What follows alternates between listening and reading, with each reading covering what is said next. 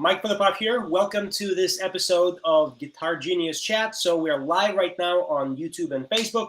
And I know my voice sounds absolutely perfect to be doing a live stream right now, but it is what it is. And fortunately, we have a very special guest who's going to make it easy for me not to have to talk so much because he's got a lot of great stuff to share. The topic of today is very important for pretty much all guitar players, and especially guitar players who follow my channel about practicing guitar, because we'll be talking about how to tie everything you know together so that you become more and more like a real musician instead of just somebody who plays guitar. And I have today a very special guest to talk about this topic. He's been a great friend of mine, a longtime guitar teacher of mine, and I owe a lot of my musical skills and everything I know about playing and teaching to him. And this, I'm talking, of course, about the guitar playing breakthrough specialist, Mr. Tom Hess. Hello, Tom Hess. How are you doing? Doing good, Mike. Merry Christmas, everybody. Happy holidays, all that stuff. Awesome. Great to have you here, Tom Hess. So the topic, as you know, is how to tie skills together. And I know that you have a lot of great students whom you've trained from basically like an average level players to really high level players in a relatively short amount of time. And I know that one of the things you talk a lot about with your students, because you've talked about that a lot with me when I was doing lessons with you, is this idea of tying things together, and specifically the topic of integration. So I was hoping we'd start by me asking you, how would you define integration? What exactly is integration, and why is it key, so important to helping people to tie their skills together and go from like an average level to a very high level in a short amount of time?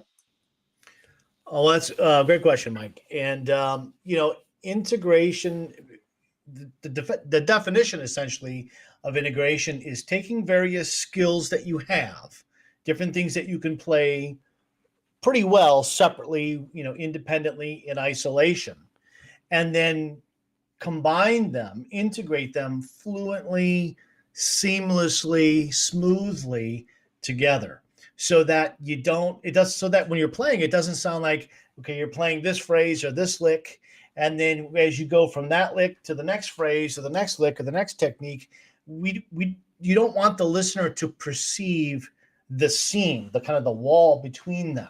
You want it to flow naturally and fluently from the first phrase to the second phrase, and have it sound natural and smooth, and not like we're just stringing a bunch of licks together, where you can kind of hear either technically or just in terms of phrasing, hear the seams between them.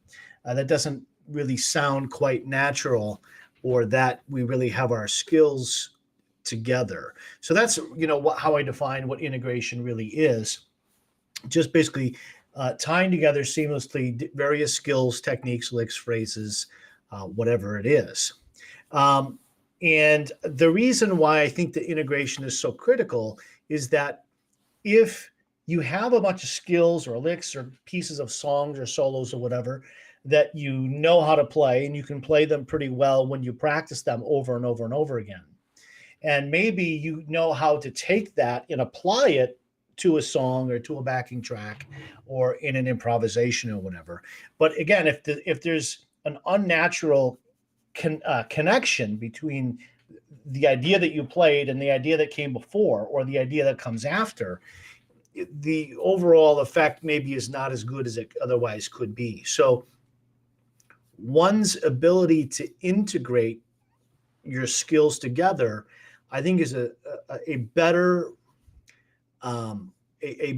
goal than to work on everything in isolation and try to master them in a vacuum, and then somehow in the future be able to kind of put them together.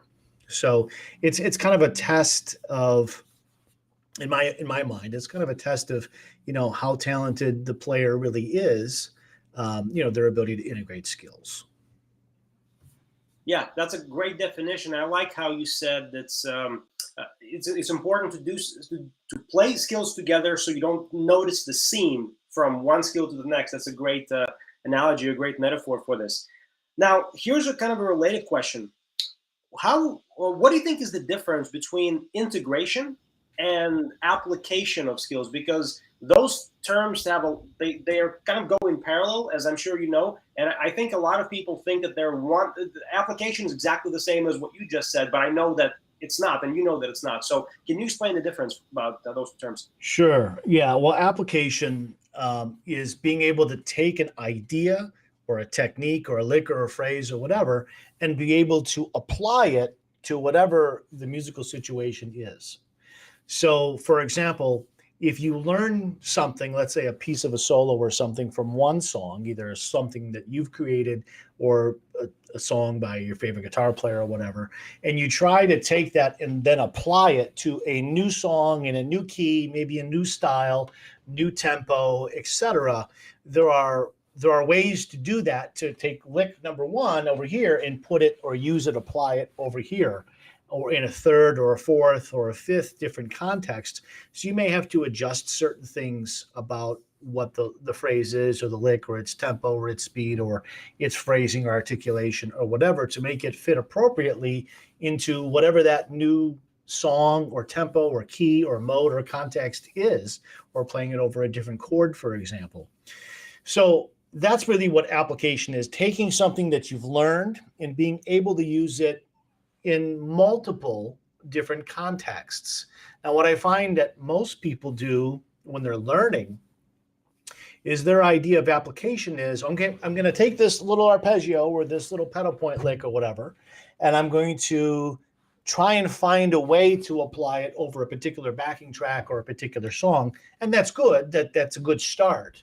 But what very often happens is once they figure out how to make it fit into that song or over that track or that chord, the practicing that they do to the application practice ends right there.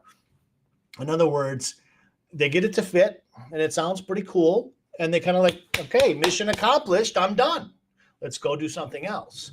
And I suppose in a sense you are done in terms of getting it to apply to that context, but are you really done with application practice for that technique or that lick in general? If we change the key, change the mode, change the tempo, change the style, can you then apply it into that context? So that's essentially what application is, taking it and using it in a real life musical context.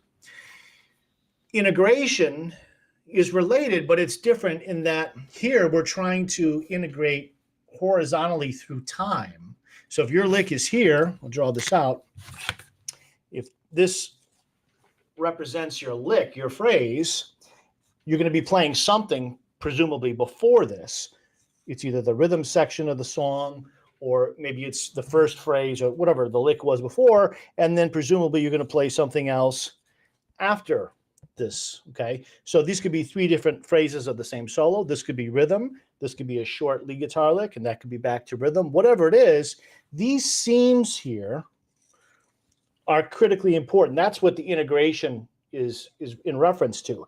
It's the connection of the smooth, seamless, fluent connection between this and this, and between that and that. So it's not the same as application in that we're not seeking to apply it simply to a background. I'll expand my diagram here. Let's say this is the background music, the chords, okay? This is the song, basically you're playing this over. So when we talk about application, we're seeking to apply it to whatever is happening down here. This is the rest of the band. Integration is essentially applying this to what comes before and after at this level, the guitar player's level, not in relation to the lick, to the song, but from what happened before to what happened after. So this is integration here. This is application here. Hope that makes sense. Yeah, that's a great answer. And I have actually a follow-up question to what you were explaining, Tom Hess, about application. You said that many people think that they are done learning how to apply something too quickly. And I guess I'm just imagining somebody hearing your answer and wondering, well, when are you done? Like when is the end? So can you speak maybe a little bit to that? Mike, are you asking about when is the end of practicing integration or application, or did you mean that item just isolated by itself? I mean, in terms of I guess both application and integration. So you've got a skill, and you're spending some time to apply it in different contexts. But you could make an endless list of those. And same for integration. You can make an endless list of integration contexts. Well, how do you know when you're done or when you've gone far enough? Okay, that's a tough question, but it's a good question. It's a great question. So going back to this little example, let's assume that this is one song or one part of a song, and you've now taken this lick. There's our primary lick, and we've now integrated it, or sorry, we have applied it to whatever this chord progression is, or this backing track or the song. Okay, so once you've gone from here to here, and you've taken that lick and applied it to this song or this context, you're done in the sense that you're done applying it to this song, but your skills as a guitar player, they may have improved a little bit relative to your application skills, but not as much as they could. Okay, so what we want to do, I'm going to erase all of this. What we want to do when practicing application, and this principle will apply to integration as well. Here's our lick again, okay, represented by that X there. Okay, so we've got a song over here we want to apply it to, and then another chord progression or another song over here, and then there's another one over here, and another one over here, etc. So we've got all of these different possibilities of different keys or different modes, playing it over different chords at different tempos, maybe in different styles. And your ability to take this and make it work here, so it not only logistically fits, but it sounds appropriate for the style, right? It's not trying to squeeze a round peg in a square hole or whatever, however the expression goes. We're looking to make it seem like, yeah, this sounds cool here. It also sounds cool here, here, here, here, and here. But we may have to do certain things to this to make it appropriately fit in this context, in this key, over that chord, in this style, at that tempo. Okay, so you could go on doing this forever and ever and ever, I suppose, but I don't think that's really necessary. If you've got a particular phrase or technique or lick that you want to work on with application, if you can do this 3, 4, 5 different contexts, and you can do it pretty well, and you start to feel comfortable doing that, then you may be done with that particular, applying that particular item. I don't think you need to do it in 100 contexts. I mean, you certainly could, but there might be far better uses of your time. So that same principle, what I just said, also would apply to integrating skills as well. So let's go back to our little lick there, or technique or concept, whatever it is. And if we want to seamlessly connect this with another one, first of all, we want to do it in both directions, okay? So sometimes what happens is when someone is improvising a solo or writing a song, and they'll think, okay, I'm going to play this idea first, and then I'm going to play that idea next. Okay, that's cool. And then what they do is they work on the connection between going from here to here, but assuming that the very next thing they play is not this again, they usually don't work on integrating this into this, because in this particular song or in this example, it's not necessary. But and that's true maybe in this song, but as a guitar player, developing your skills as an integrator of ideas, you want to practice the integration in both directions. So from here to here and from here to here, even if the song you're playing does not require you to go from here to here, if you practice it in both directions, it will help you to just get better at integrating this particular skill, but also just integration in general. Okay. Then the other thing that I would do is set up another one over here and go in both directions, and maybe another one over here and go in both directions. And I might do this, 5, 10 different times, moving in both directions. So from here to here and back, here to here and back, here to here and back. So of course, there are millions of possibilities of different things you could connect this to, but you don't have to go that crazy and connect to all kinds of different things, millions of them. But if you did it with 5 or 8 or something like that in both directions, I think that your ability, especially if these things are very different from each other, So that maybe is a blues pentatonic lick, and that's a high bent note, and that's an arpeggio of some kind, and that's a scale sequence of some kind, and this is something else. You have a pretty wide range of techniques or concepts or ideas in which you're going in and out of with that central item. And then, of course, you can replace this with one. You can put this one in the center. So now this is over here, and you're integrating this now with all of these different things. So this is fantastic practice. It's something that, Mike, I know that that we do, and we train people to do at our live events, multiple live events that we do have integration training as part of those events. And that's one of the ways that you and I have helped countless people get really, really good, really, really quickly, particularly at those live events, is because we do so much training on integration so that we, whatever the student's current skill level is, he or she is able to now really use that stuff, because not only do they learn how to apply it, but they know how to integrate it, and they gain the skills to naturally start doing this everywhere. And that it just helps them become a better player much faster than they would if they did not do that and they just sat there going over the same technique or lick or whatever 500 times in a row. Yeah, that's a great response, Tom Hess. I would the way I would sometimes I get asked the same question. That's why I asked you, like, when are you done integrating an application? The way I often say to people is one thing I learned specifically from you is this idea of transferability, and you've touched on that in your answer as well.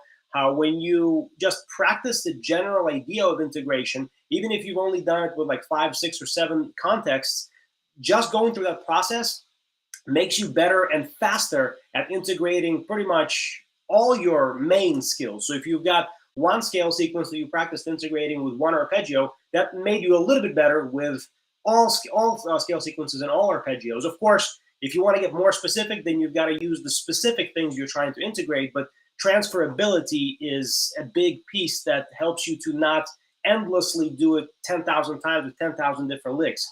And the other thing is that I often talk a lot about is this idea of process versus outcome goals. Sometimes you want to set an outcome goal, like I want to master these 10 different licks and integrate them in all kinds of ways for whatever reason, say, an improvisation session you've got coming up or something. So you practice that. That's like an outcome that's pretty black and white. You know when you're getting better at that and when not.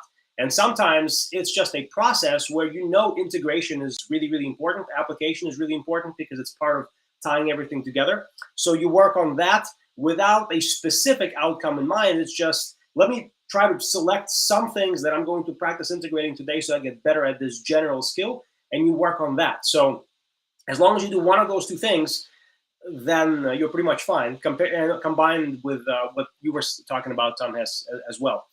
So moving on, let me ask you this. Unless do you want to add something to what I said? I would just mention just one little thing that you said. You said it a little bit quickly, and I wanted to make sure that people have a chance to think about this one part. When you talk about process goals versus outcome goals, there's definitely a clear difference, and I think you've explained that well. Where I think that the process goals are most valuable is when you are looking to advance the intangible, the invisible, the things that is not easy to measure in an objective way, or at least they're not easy to measure in an objective way. So an example of this would be phrasing. Phrasing skills. If we're talking about speed, the outcome goals make sense there because improvements in dexterity and speed are very easy to measure objectively just simply by using a metronome. But if we're talking about improving your creativity or your guitar phrasing or your improvisational skills, those skill increases can be measured if you know what you're listening for. So the more advanced you are, the easier it is for you to recognize small improvements in those areas. So, but for a lot of people who are not yet at that point, they may struggle to really know, am I really getting better at this? Is my improvisation really getting better? So those process goals are really powerful there, when people, particularly if they don't have a guitar teacher and they're trying to teach themselves, first of all, why would you do that? But second, if you are, or you're sitting there by yourself, those process goals will help you more. Yes, exactly right. And what do you think are some common reasons why people would struggle to either apply or integrate their skills together? I mean, I know you've gone through this process with thousands of people. So what are some common threads that you've seen? Yeah, the one thing, and I get this really with left brain type people, engineers, the accountant types, people who live in the technical world. Maybe that's their career, or they just happen to think that way. A lot of times, people like that, who often make very good students, by the way, as you well know, Mike. But people like that tend to want things to be taught in a linear way, explained in a linear way. They want to practice things in a linear way. And in their mind, it's step by step. Here's step one, here's step two, here's step three. And they don't really like to deviate from that. So oftentimes what happens is for people like that, they're thinking in their heads, okay, the first thing I need to do is I need to understand what I'm supposed to do here. I need to learn the lick, essentially, learn the technique. Then I need to make sure that my hands are in the right position and I got the right motions in each hand.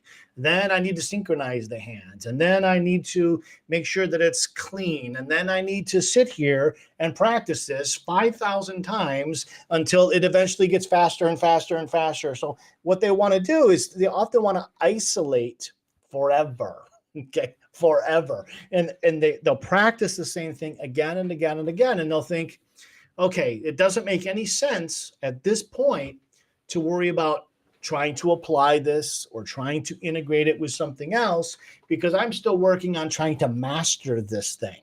And their idea of mastery is play it really fast, really clean, really smooth, all by itself in a vacuum with a metronome or something like that.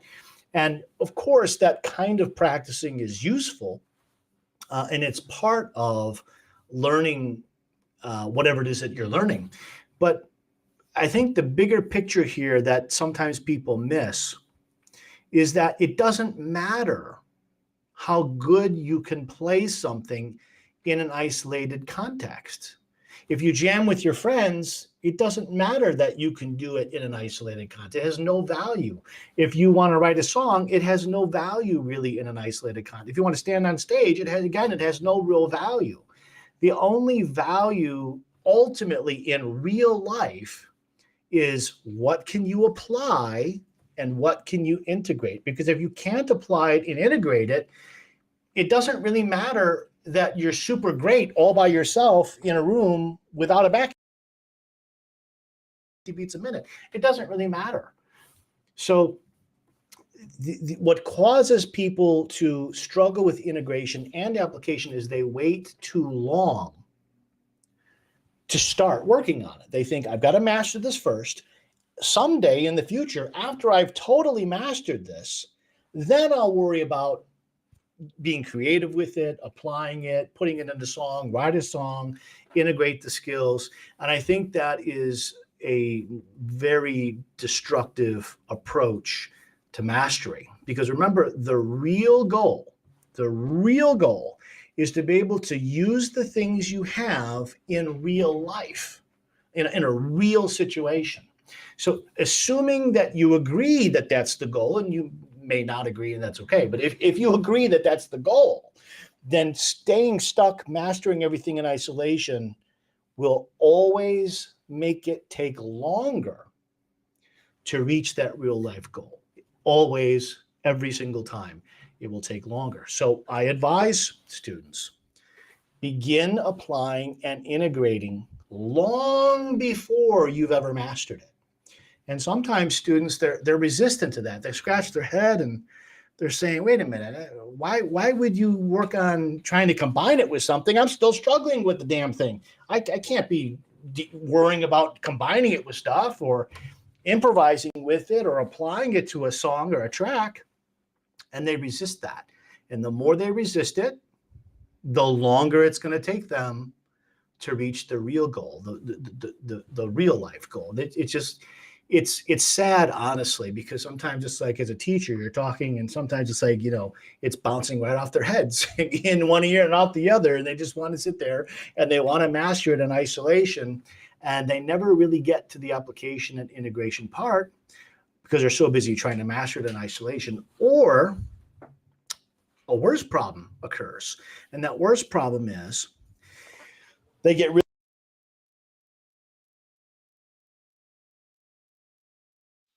Oops, Tom Hess, you are muted for some reason right now.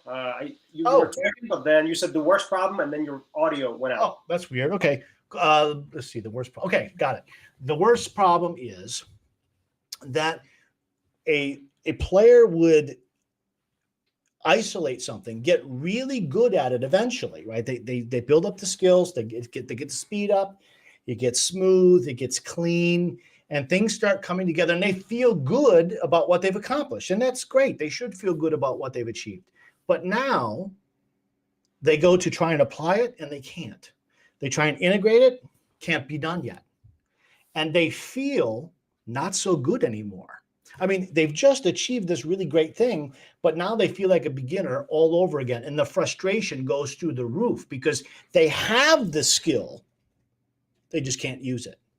And that just infuriates people and really frustrates them. And it's a big, big problem.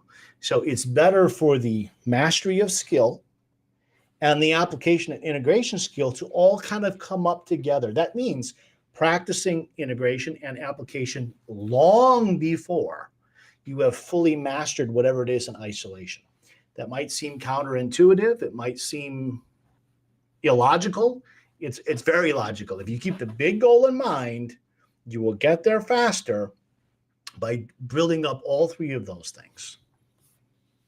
Yeah, that I 100% agree. One way I sometimes preempt this, and I'm sure you do something very similar, is I try to talk about this to students ahead of time before we have to have that conversation. I like to lead with that so that I kind of set their expectation for what's going to happen and why learning music is way different from what they're used to. And the analogy I often give is like baking a pie. Like you wouldn't bake a pie one piece at a time. You wouldn't bake the crust first, then the apples first, whatever. You take everything and all the ingredients in their raw state, assemble it into something that looks like a pie, then you put it in the oven, and then everything bakes together and comes out, and it's something you can actually eat. It's not a perfect analogy, but it's pretty close. That's pretty good. It's a pretty good one. Yeah. I think you got something about the spaghetti, like cooking spaghetti one piece at a time. They're basically the same thing. So, yeah, very cool stuff. Now, so let me ask you then a follow-up question. How do you, let's say you got this engineer type student, right? And he's probably busy with his job. He probably has a family. He doesn't have 8 hours to practice. He probably has, 32 minutes to an hour to practice. And you tell him this: you shouldn't practice in isolation forever for all the reasons that you already laid out. You should also do integration and application. But then his reaction is going to be, well, how am I going to do it all if I only have 30 minutes or 45 minutes or an hour to practice? How do you balance all this stuff? What's your response to that? Well, that is a great question, because that is where most students are. Most students are not full-time musicians. I mean, some of my students are, but most of them are not. Most of them are, guys like what you described. They've got a full-time job. They're doing something else. They have, they got wife, kids, 2.5 cars, and a dog, whatever they got. And, they don't have, 2, 3, 4 hours a day to practice. And that question does come up. How do I balance the technical side, and along with other things like learning music theory and about, developing my ear. And then now you want me to apply things and integrate it too. There's not time for all of that stuff. That's a very typical comment that people say, is they feel like they just don't have the time for all that. Okay, well, the truth is, if we really looked into their life and we really looked at the time that gets wasted, I'm guarantee you I would find additional practice time available if we can get them to, be a little bit more efficient about their free time. But let's ignore that for now, and let's just deal with the time that they claim that they have. And that is that when you're working on something in isolation, That doesn't mean that today for a half an hour, you're going to just do that. And then tomorrow for that half an hour, you're going to do just that. And then the next day for half an hour, you're only going to do that. Okay, you might work in isolation today, but then tomorrow you might spend half of that time in isolation and half of that time applying that lick to various contexts. The next day, you might spend some of that time in isolation. You might spend some of that time integrating that technique, even though it's not yet mastered. It may not even be close to mastered yet. And you start working on connecting it, integrating it with some other technique or concept or idea or lick or whatever. So there's still mastery work to be done in isolation. There's still application work to be done. There's still integration work to be done. But we're spending a little time here, a little time here, and a little time here. You don't have to do everything all in one day. But over the course of the week, if you're just working in isolation, Matt, you got the wrong approach. I mean, that is not going to get you where you want to go in terms of developing the real life skills. So you just rotate it. That's all. Right. Yeah, I say often something very similar to what you said. And I also add that as you're learning something, you often will spend maybe, now this is not approximate, of course, but maybe like 50% of the time for isolation, then 25% for application, 25% for integration. So let's say you've got 20 minutes to practice a lick. So you would spend 10 minutes on isolation, then 5 minutes on application, 5 minutes on integration. But then as you get better at playing in isolation, that ratio may change. So you may flip it, and then you're going to be spending less time in isolation, still some, so you can continue to refine it. But then more and more priority gets shifted to application and integration, so you get that rotation practice in, but you still you hit all the bases, so you don't bias too heavily towards any one thing at the expense of the others, basically. Another way that I sometimes tell people to balance all of this is to do something called I call this context expanding variations. It's a very complicated sounding term. It's actually really simple. All you do is you take the lick you're practicing and you just find something to change about it as you play it. It could be as simple as just changing what key you're playing it in or what position you're playing it in. That forces you in a very small way. It forces you to apply it and develop your fretboard visualization just from moving it from, let's say, the 5th fret to the 10th fret or whatever, or change how you're picking it. Change how you articulate the notes. Instead of picking it, do legato or the vice versa. So these little things help to balance all of those things together in combination with the rotation aspect that you were talking about, Tom Hess. Yeah, Mike, before we move on, let me just add something to what you're talking about there. You actually did describe indirectly everything I'm about to say, but I'm going to now just kind of shine a light on it in case people didn't pick up on the principle of what you were saying.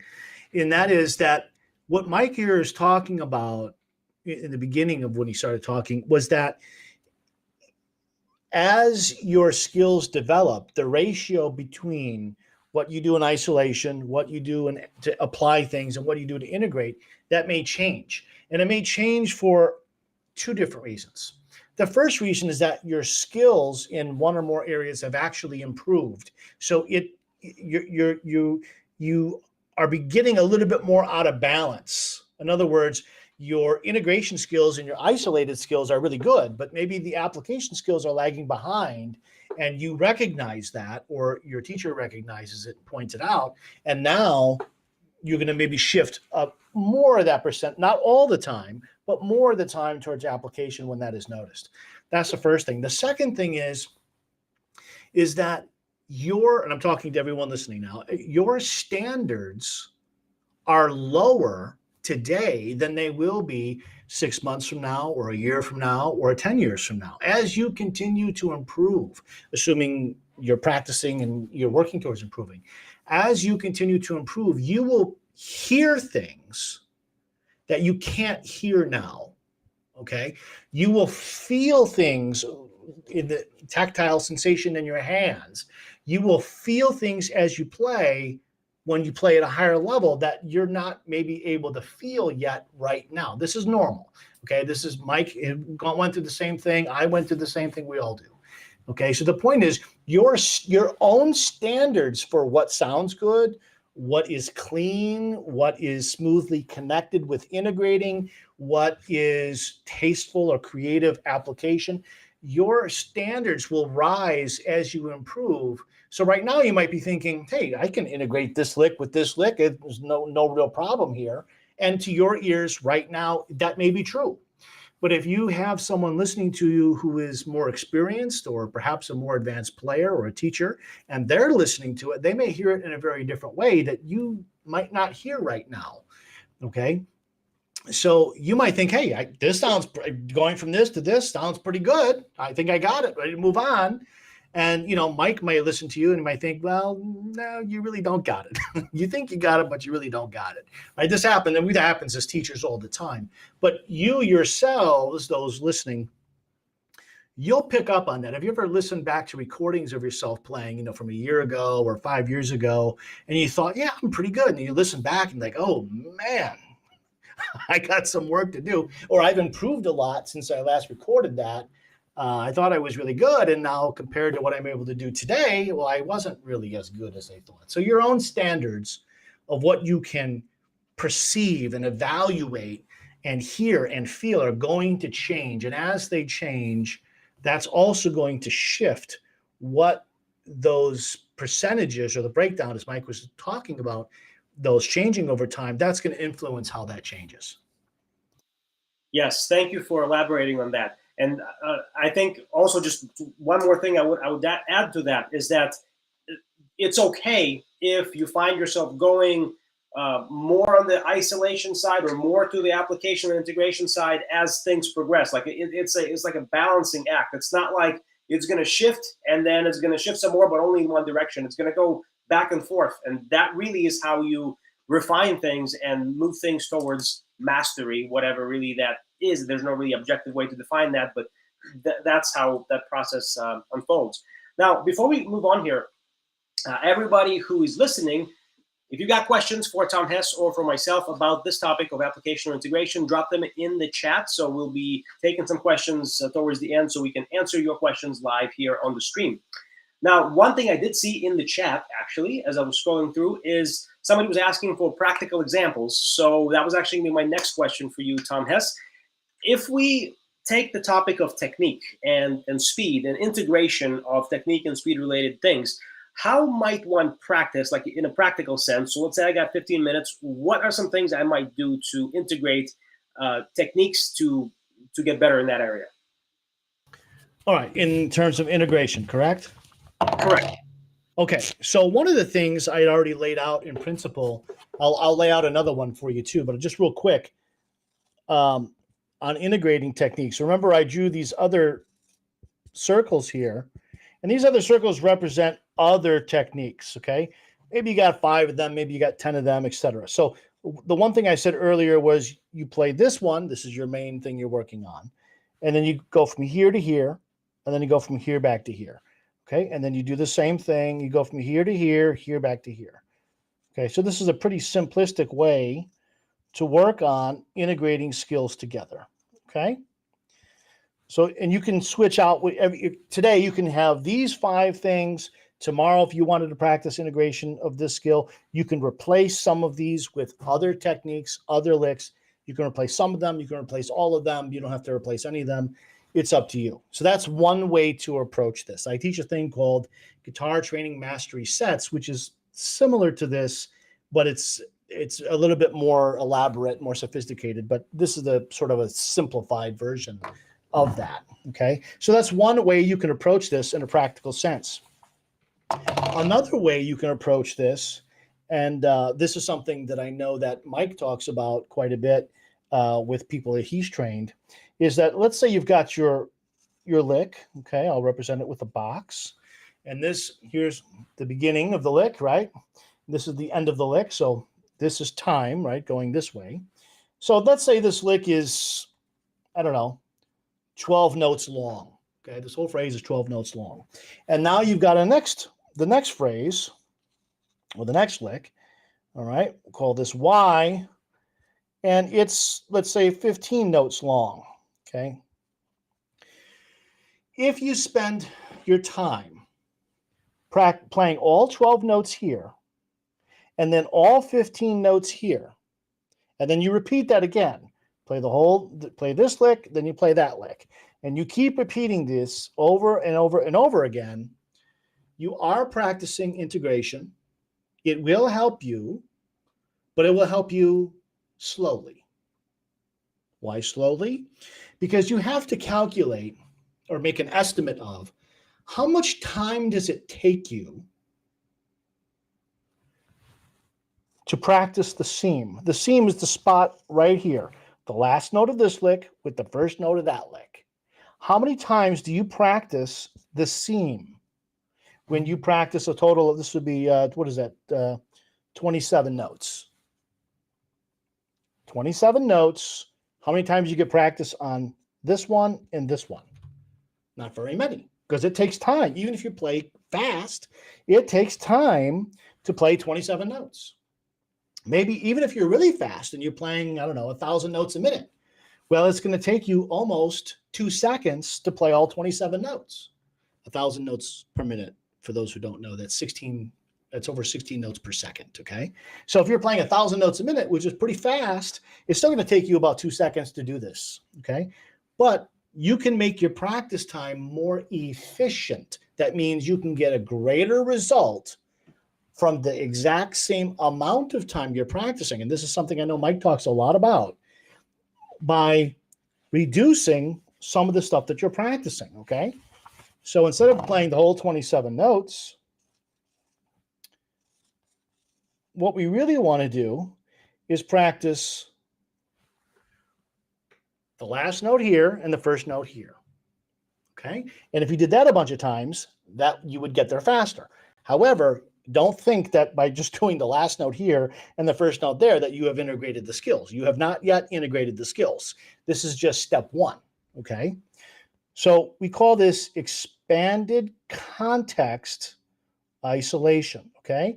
Right now, the context is very isolated to just 2 notes, okay? It's the smallest context you can possibly have when integrating 2 things, okay? You can't go lower than 2 notes, right?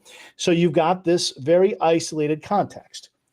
Then what you would need to do, once you've got this going very smoothly and very quickly, you expand this context a little bit wider. So now maybe you're playing the last 2 notes over here and the first 2 notes over here. And you do that until you've got that very smooth, very clean, at a good rate of speed, the right tone, right articulation, good phrasing, all of those things. Then you expand the context a little further. So now maybe you're doing 3 and 3 or 4 and 4. You're still not doing the entire licks of all 27 notes, because it's going to take you a long, long time to get 500 repetitions of just this, right? You can get those 500 repetitions very quickly, like in less than a minute by doing this.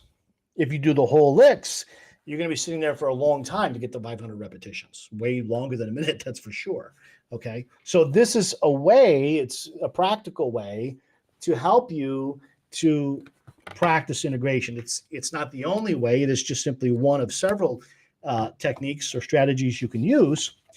But someone asked for a practical example, so there are 2 there. Yeah, that's really good. And actually, Tom Hess, I remember there's a video on your YouTube channel of you taking somebody through that exact process. You had him do 500 times, and there's the video was sped up as he was doing it in real time, and then he was like, "Wow, I can do it now." So there's a testimonial to it actually working. I mean, of course, I know that it works, but I just thought of that little anecdote there. One other thing I was gonna say, but for some reason I lost my train of thought on. I wanted to expand on what you were saying. Oh, I remember now, and that is and I'm sure I know that you know this. That when you're trying to get a lot of repetitions in really quickly, you get sometimes this illusion of progress because you are so locked in, like with blinders on, to get the repetitions in, and it seems like the repetitions are getting better, and your repetition 497 is better than repetition number 8. But then what happens is you go to the kitchen, make yourself a sandwich, and you come back and like, I can't play it anymore. You took a little break and you lost some of that artificial improvement or the illusion of progress. So what is a good way to counteract that is to basically alternate doing what you just said, Tom Hess, with not really alternate, excuse me, but interleave. That's probably that's the official term, of course. But what I meant was you play the repetition exactly as you described it by taking that little expanded isolation context, and you maybe alternate it with playing both licks together. So you practice something else, but still in a very, very closely related context. And then you go back to that micro isolated context. Then you play the two licks again. Then you play that micro isolated context again. And this way, your brain has to focus harder on each repetition and has to recall what the motions are, and the integration process happens more quickly. So, Tom Hess, I know you know about this in detail. I'm chomping at the bit to answer it. Go ahead. But go ahead. I said what I was going to say, but Mike's exactly right, and that is, there is an illusion there that Mike touched on, that you feel at the end of 400 or 500 or 1,000 repetitions that I'm a lot better now than I was when I started this, 8 minutes ago. And now part of what you're perceiving is true. You probably are a little better than when you started, but part of that is illusion.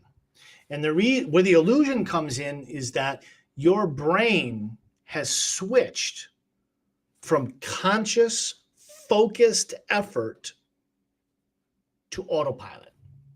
Now, I can see what time it is. We don't have enough time to go as deeply into this as we could here, but let me just tell you a secret if you don't know. 95% of your guitar skills are not developed in your hands. They are developed in your brain by developing the neural pathways in your brain to make tiny little motions and synchronize them together. That's where your guitar playing gets better. You get better here, not here, okay? Now, to develop those neural pathways and strengthen them so they're more reliable, so that they fire faster and more consistently, more reliably, and more reliably correct, you need to wrap something around those neural pathways called myelin. Myelin is like a coating. You can think of myelin like on a copper, like on a wire, like a guitar cable. You've got the copper in the center. That's the neural pathway, let's say. And then you've got all the shielding around it, the plastic around it. That's the myelin that protects that, so that the electricity doesn't dissipate and short out or go somewhere else. Okay. It keeps the integrity of the neural pathways firing as they should and strengthens them. Okay. I'm massively simplifying here. Okay. But the point is this: those neural pathways get developed and strengthened when you are concentrating. Once your brain goes on autopilot, you're not concentrating. You're not using conscious effort to do it. And the neural pathway does not really strengthen. It may strengthen a tiny bit, but it's very little and very slow. So going on autopilot feels good because you feel like, oh man, I can do this without thinking. And look how awesome I am. And it's an illusion that you're getting better, but you're really not getting better very much. Those neural pathways are strengthened when you're concentrating. So what Mike talked about was alternating what you're doing or interleaving what you're doing, those tiny little isolated contexts, with other things.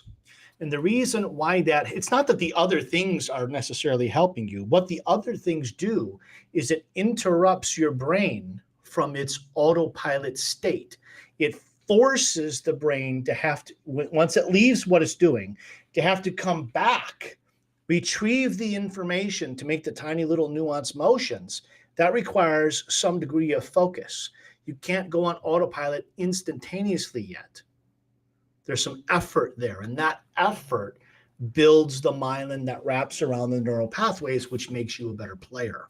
Okay, that's essentially what Mike is getting to. So there are different ways that you can do that. And again, in the interest of time, we can't go into all of them here. That'd be a great topic maybe for another talk, Mike. But the point is that anything that interrupts that pattern is going to help the brain. It's going to force the brain to have to come back and focus when you do that isolated thing again. Okay, I didn't mention that earlier because I didn't know how much time we were, if you were even going to go there, Mike, into this whole thing, or, you know, with the myelin and the neural pathways and the interleaving and all. But now that you did, now the can of worms is opened. So we talk about it a little bit. Yeah, it is a great topic. And I actually just wrote it down for myself as a note for a future talk. We'll go deeper into that because we can really talk about this for a long time. But let's actually shift gears now and talk about improvising and creative integration as it relates to creativity.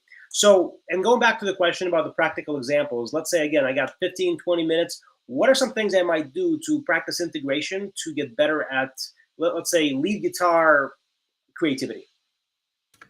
All right, awesome. So most of what we've talked about today was or at least when I talked, was implying you've got a technical skill here, let's say an arpeggio of some kind, and some other lick or sequence or idea over here, maybe a scale sequence, for example. And you're trying to connect this technique with that technique. Okay, and they're both sort of technical in nature. We haven't really talked about the creative side or phrasing or whatever. So that's a whole great other topic. So let's say we'll go back to our example. Here's our lick, whatever that is. Okay. And instead of connecting it with another entire phrase, another technique, an arpeggio or something else like this, instead, all we're going to do is connect it with, it might just be one note. Okay. It might be just one note here. So this might be, you play this, whatever this is, you may slide up to a high note, bend up that string and do bent note vibrato on top with really nice tone and phrasing. So it's just a single note. You're just finishing off this phrase here. So here's your sentence. There's your punctuation, your exclamation mark, for example. You might do the same thing in reverse. You might flip these upside down or backwards.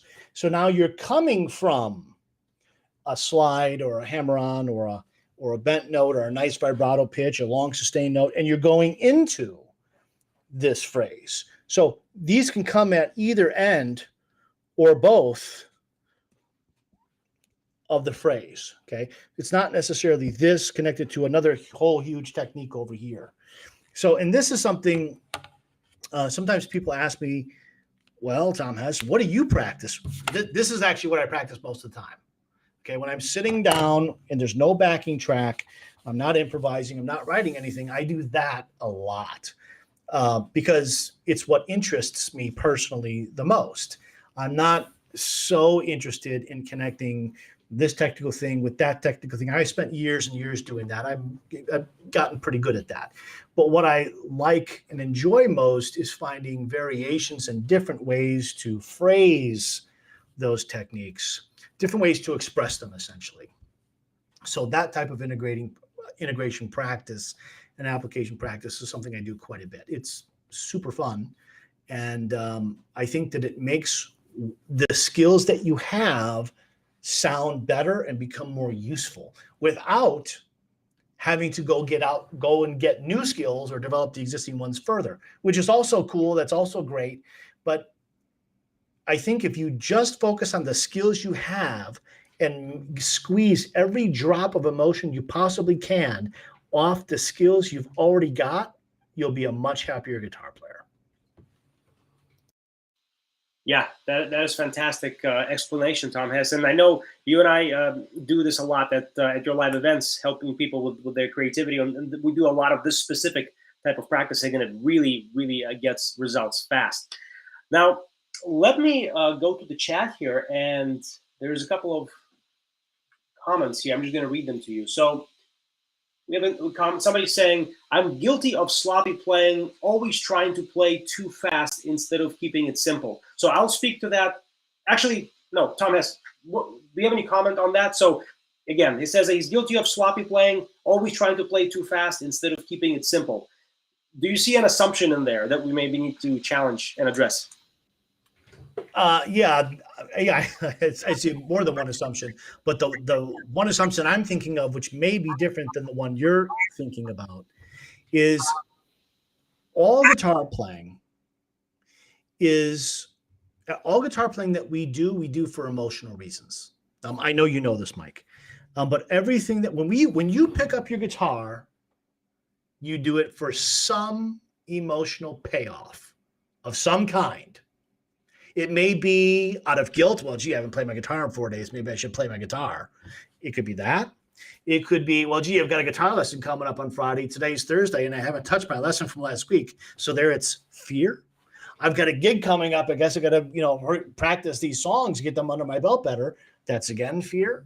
It could be I'm getting ready to record something. I want to get my skills up because I want to have more fun or feel more proud of what I'm able to record, whatever. So it's in some sense, you pick up your guitar every single time you touch it for some emotional reason, whether conscious or unconscious. Okay. You do, I do, Mike does, we all do. Okay. So when I see I'm guilty of sloppy playing, the assumption that I'm making here is that that person is looking for an emotional payoff that is different from the emotional payoff he could be getting if we cleaned it up a little bit. So when someone is often playing sloppy, playing sloppy is not a choice. It is, but it isn't, right? No one wakes up and says, I want to be the sloppiest, awesomest sloppy player ever. I don't know anyone who's ever said that, but I know a lot of people who's playing is sloppy because there's an emotional payoff of going fast, of playing beyond what we're currently able to play cleanly. It feels good to play fast. That's why a lot of people want to play fast. It does feel good. Okay, it's not unlike what some people say. It's not robotic at all to the player. It may be robotic to a listener, but to the person playing, it's an emotional experience. Otherwise, you wouldn't do it. Okay, so there is an emotional payoff to going faster than we're really able to play cleanly. But I can tell you, there is a greater, better, more intense emotional payoff waiting for you that maybe you haven't fully discovered. That happens when you focus on playing with control and with improved phrasing. That emotional payoff is extreme, way more than you'll get out of playing fast but not clean or not expressively.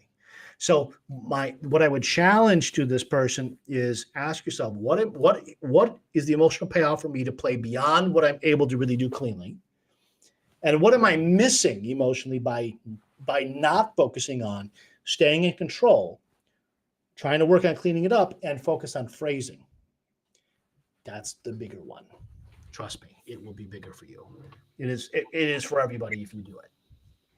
That's a great answer. Hopefully everybody paid attention to this and watch this on the replay because there's some really deep stuff what Tom Hess just said there. I would add to this, actually not add to this, I would answer the question from a different angle. And that is, and I'm sure, of course, Tom Hess, you know this as well, is that it's not always bad to practice to have your playing be sloppy when you practice, because sometimes you can practice too slowly and too perfectly all the time. And what that does is one of the things it does is it can allow your hands to get sort of lazy and sloppy in your comfort zone of slow playing. And even though it sounds clean and your synchronization might be perfect and the notes sound good, but the motions themselves are sloppy. And then when you push the speed past, the only way you become aware of the emotions being sloppy is when you do push yourself past your comfort zone, and then your notes are sloppy, and that forces you to face the music basically and realize that, hey, I need to actually refine something fundamental about my technique. That's the only way you can become aware of that, by sometimes letting yourself be sloppy. So my point here is being sloppy and playing sloppy has its place. It has a purpose in your practicing. Not that you have to specifically try to be sloppy, but it's a tool, one of many tools where you can become aware of mistakes or problems or causes of problems that you sometimes turn to so that you know what to focus on while you practice. So in addition to what Tom Hess said, which is just great, but it's a completely different topic. My answer is another different topic, but hopefully it gives you another perspective of how to approach this, this idea of playing sloppy. Okay, next comment I have here from Daniel Evangelista. So I probably mispronounced that. I'm sorry, Daniel. My biggest difficulty is finding the correct position of my body so I don't feel pain in my back or hands. Well, the best advice I can give, Daniel, is to get a good teacher to just look at your playing, somebody to whom you can send a video, and usually within seconds, if the teacher is good, he can give you exactly what you need to do to fix it, and the problem is going to be really easy to solve. So that's probably all we need to say there. And of course, you are very smart to be paying attention to any signals of pain. You never want to practice in pain ever. So that is really important. Okay, let me see. Can I just add one tiny little thing to what you said, Daniel? And that is, Daniel, there's, depending upon what is going on, we would need to see what's going on with you in order to fully answer this question in an accurate way for you. But let me tell you the very first thing I would look for. So if I saw you playing, if you're sitting in front of me or you sent me a video, the very first thing I would look at or look for is this. This is the letter T. This is a T formation. So the first thing I want to see from you or from any of the students that I have is this formation. This is your torso and those are your shoulders. This is essentially the starting point, okay? This should be straight up and down, and those shoulders should be straight across. If you're doing this or anything with your shoulders, that's the very first thing that I would notice, the very first thing I would look for, and the very first thing that I would say, we got to correct that first.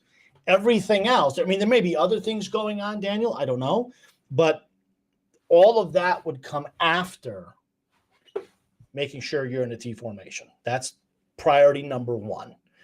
Everything else comes after. So I'll just leave it there. Yeah, that is definitely a great rule of thumb, Tom Hess. So next question, does a guitar player need to learn a scale all over the fretboard before playing phrases? So Tom Hess, do you want to answer that? Can you repeat that one more time? Does a guitar player need to learn a scale all over the fretboard before playing phrases? No, those are two separate things. Okay, so learning where scales are all over the guitar, that's fretboard knowledge. Okay, that's about what you know in terms of where things lay out on the guitar. The phrasing is a skill. Okay, it's an expressive skill. There's a technical component and there's an emotional component. Okay, and I'm going to get a little bit off track. I didn't see this question. Who asked it? What's the guy's name? Mike, who asked this? His name is Mojo. Oh, Mojo of the G, whatever that means. Okay, Mr. Mojo of the G. All right, Mr. Mojo.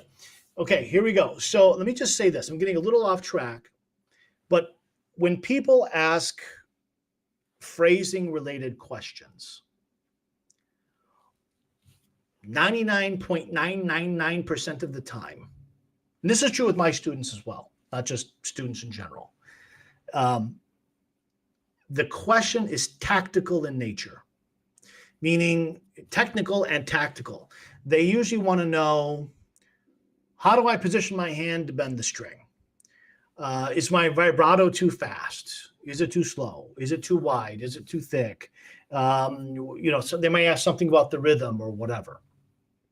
But it's almost always tactical and technical in nature as a question. But phrasing is really the synthesis of two parts. The emotional part, what it is you're trying to express that we could describe in non-musical terms, in emotional terms.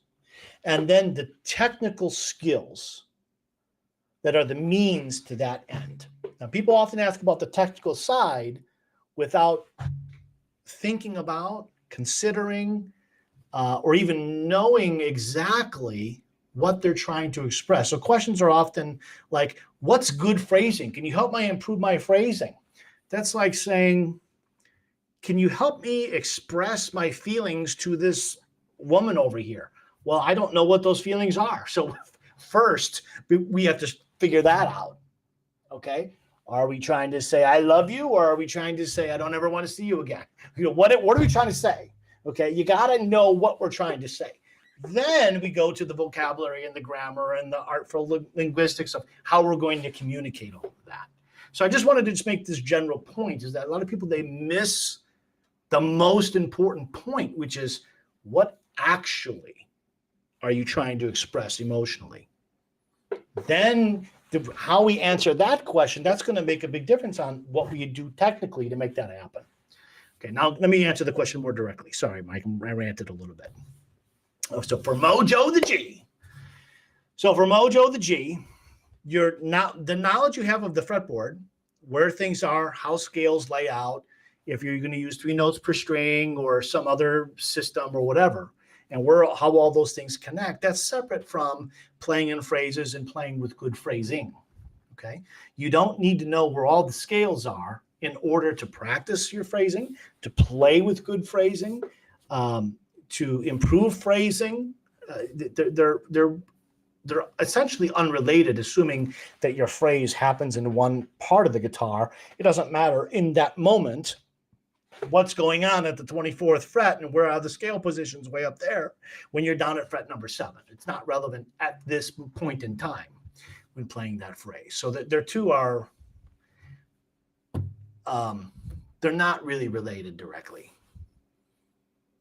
So no, you don't have to wait, essentially. But I would suggest to do both anyway.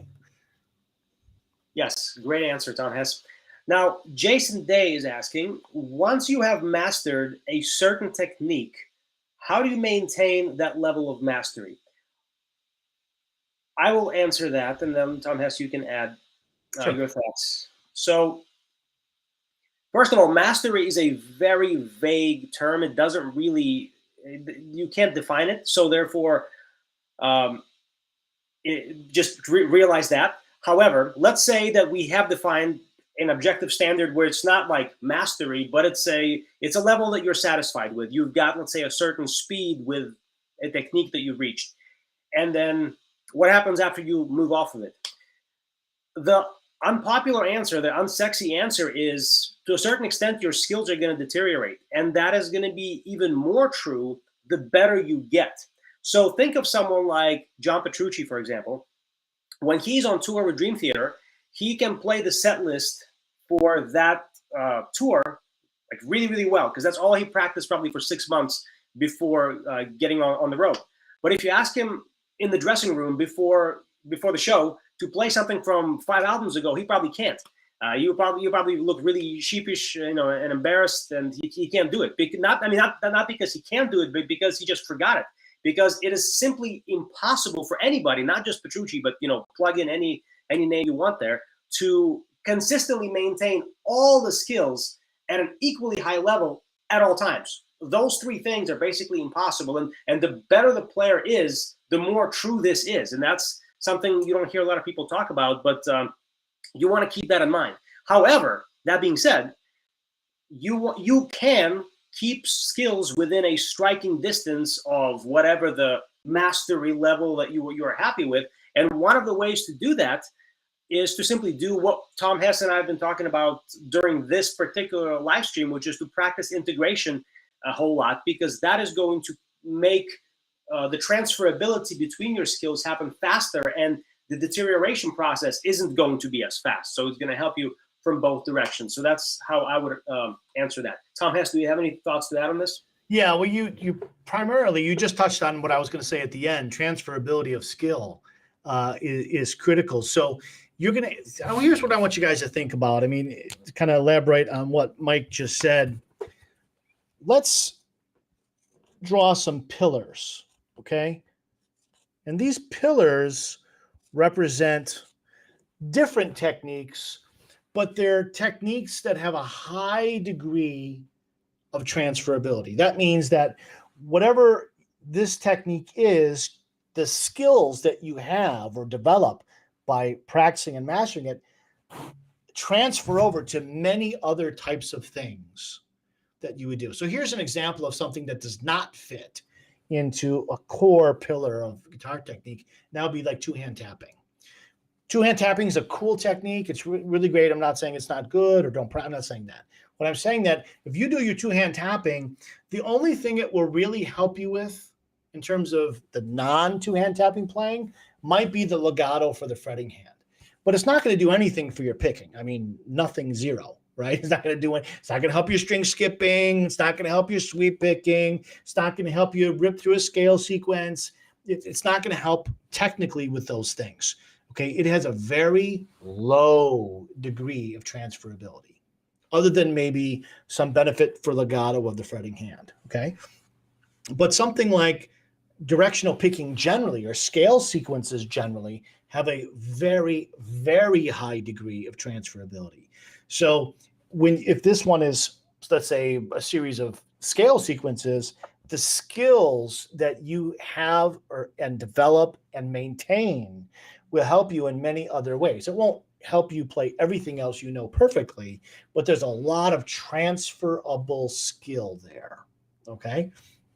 If we talked about sweep picking, let's say, sweep picking will help you with some aspects of directional picking. It will help you with anything related to arpeggios, really, but it doesn't help you with other things like, let's say, string skipping and things like that.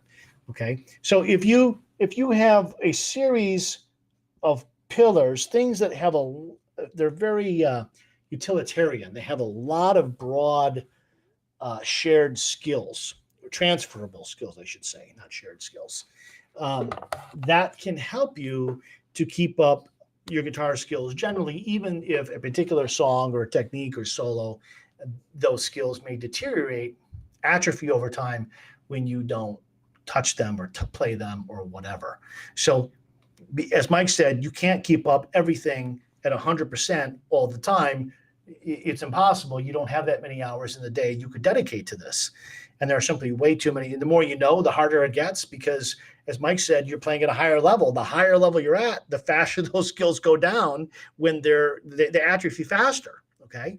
So if you take a guy who doesn't go to the gym and just have him not go to the gym, he's not going to atrophy that much, because there's not that much to atrophy unless he doesn't eat anything at all.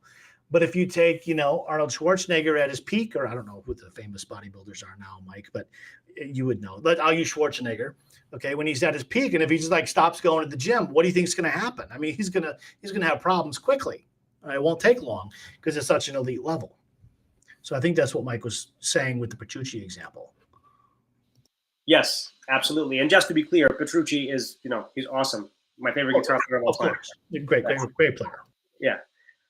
Now, let's take one more question here. So this one is from T. Marty, and he's saying, I'm struggling to connect licks, normally arpeggios, that are far away from each other in a fast solo. I'm able to play them up to speed when they're separated, but not to glue them together at speed. So I'm assuming this is a position shifting type question. So this should be pretty simple. There's a pretty simple fix to that. Tom Hess, can you speak to that? Yeah, let me read through the question one more time. I'm struggling to connect licks, normally arpeggios, that are far away from each other. I think he means far away on the fretboard. That's what I think so, yeah. Or far away, like from the fourth string to the first string. I'm not sure there. I'm able to play them up to speed by, what's it mean, by separated? But not to glue them together. I'm not sure what's meant there. I'm able to play them up to speed by separated. I think he means he can, so that we've got two arpeggio shapes and they're far apart on the fretboard, like 3rd fret and 17th fret. And he can play each position by itself, but not shift from one to the next quickly enough. That's how I understand it. Tom Hess, you're muted. Thank you. If that is the correct understanding of the question, then there's two things going on here. One, of course, it's going to be harder to connect arpeggios or anything that are very far apart if you've only got a 16th note or whatever in between them. Okay. If you've got an 8th note between them or a 16th note at a really slower tempo, it shouldn't be that hard to connect. But if the tempo is, 180 and you've only got a 16th note, it's going to be hard to connect them smoothly. If it's 16th note to 16th note, and you're jumping up an octave, particularly if you're using another finger, okay, it's simply going to be challenging.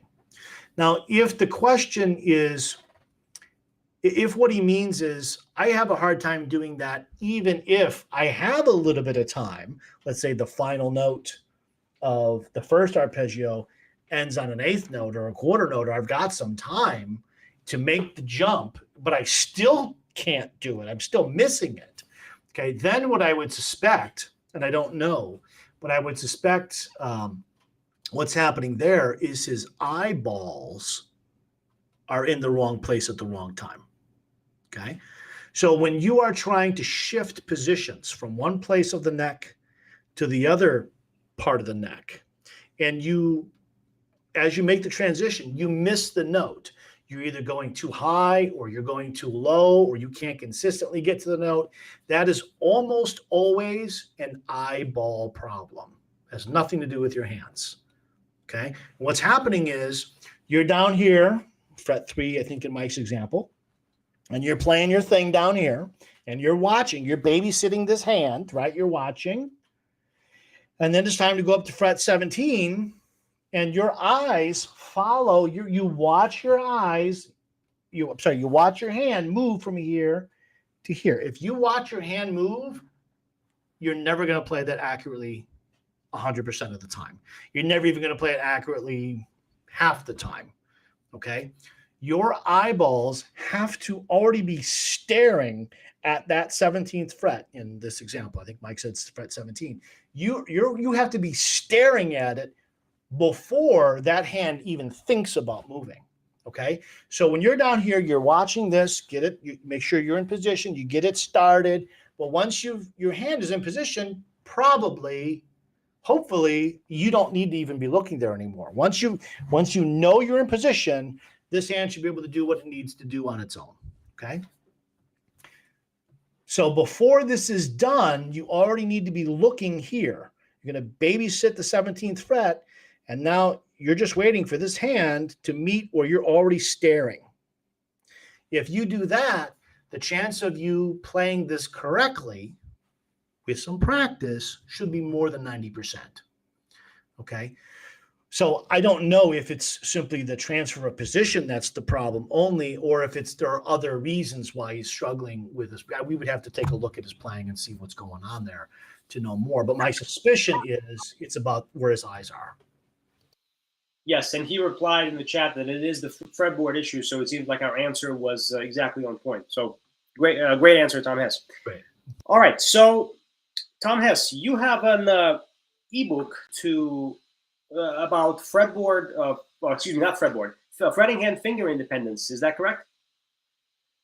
Yes, I do. Can you talk a little bit about that? Yeah, this is if you want your fretting hand fingers to work more independently, okay, so you have more individual dexterity, it will help you, your fretting hand to play with more fluidity. Mike, I'm getting a slight echo here. I think I'm hearing my voice again. Not sure if anyone else is. But it's essentially about fretting hand independence, okay? And it makes it easier. What this ebook will help you to have your fretting hand fingers work more independently so that they're not dependent. When this hand finger moves, these other fingers are less restricted. They won't be 100% restriction free. That's not possible because in your hand share tendons and muscles here in your hand and your arm, your fingers do.